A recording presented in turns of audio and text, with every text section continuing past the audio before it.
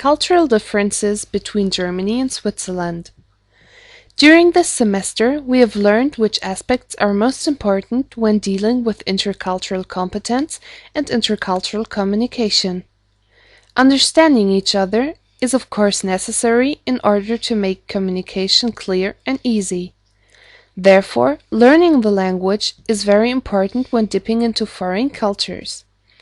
Edward T. Hall says that the most important aspect of this topic is to be aware of one's own culture. We have found out that awareness is another striking condition when people belonging to two different cultures come together and try to communicate. If people are aware of their own culture, they are able to realize properties of other cultures and can at least learn about them by consulting secondary literature. For my final project, I decided to work out the cultural differences between Germany and Switzerland, two German-speaking countries. When reading newspapers or internet blogs, it is striking how often people speak of the German-speaking countries and thus mentally merge Germany, Switzerland, and Austria to one homogeneous region. If people tend to deny differences between Germany and Switzerland on the level of language, are cultural models capable of singling out the differences between these countries? I want to show that cultural models are, at times, not specific enough in order to grasp cultural differences between countries. I further want to show that one could think of other aspects, namely history, that can be taken into consideration when trying to explain culture. Let's concentrate on Germany and Switzerland. They are two very different countries, each following its own political course. Germany is part of the European Union and tends to intervene in international affairs as it is a member of the North Atlantic Treaty Organization. On the other side, Switzerland does not participate in alliances like this and rather stays neutral. Neutrality is one of the most important leitmotifs in Swiss politics. It must be the German language that tempts people to generalize these two countries. On the one hand, it is true that many Swiss are able to understand Standard German, and most of them are even able to speak it. On the other hand, their everyday language, Swiss German, highly differs from Standard German, referring to grammar, pronunciation, and vocabulary. It might help if we have a look on the opinions of experts on this topic. Hall's cultural factors classify cultures into high and low context cultures.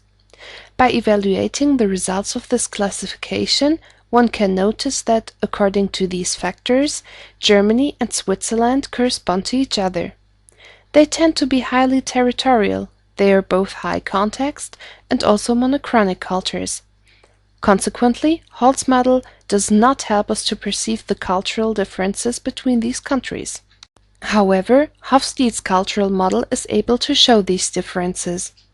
The uncertainty avoidance index in Germany is nearly 70, whereas it is in Switzerland a bit under 50.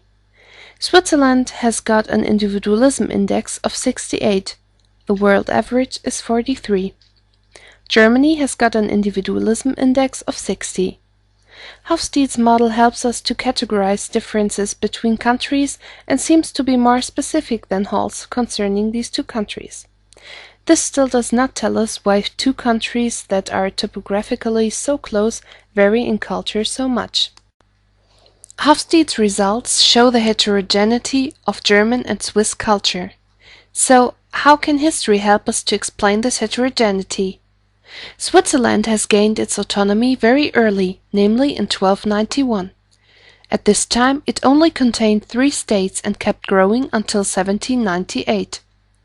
Since this time, Switzerland unifies 4 different cultures and maybe even more, as its 4 official languages, German, Italian, French, and Romansh, can show.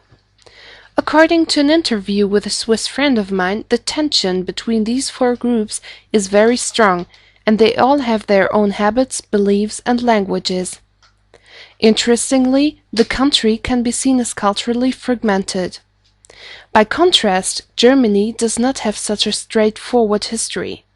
It was unified in 1871 as an empire and was split up in 1945 after the Second World War. The German reunification took place in 1989, so Germany as we know it nowadays does only exist since 21 years. To sum it up, there is no reason to mentally merge Germany, Switzerland and Austria together.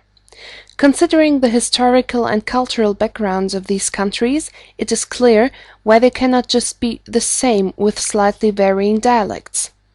History can show us why we behave the way we do and how our own culture developed.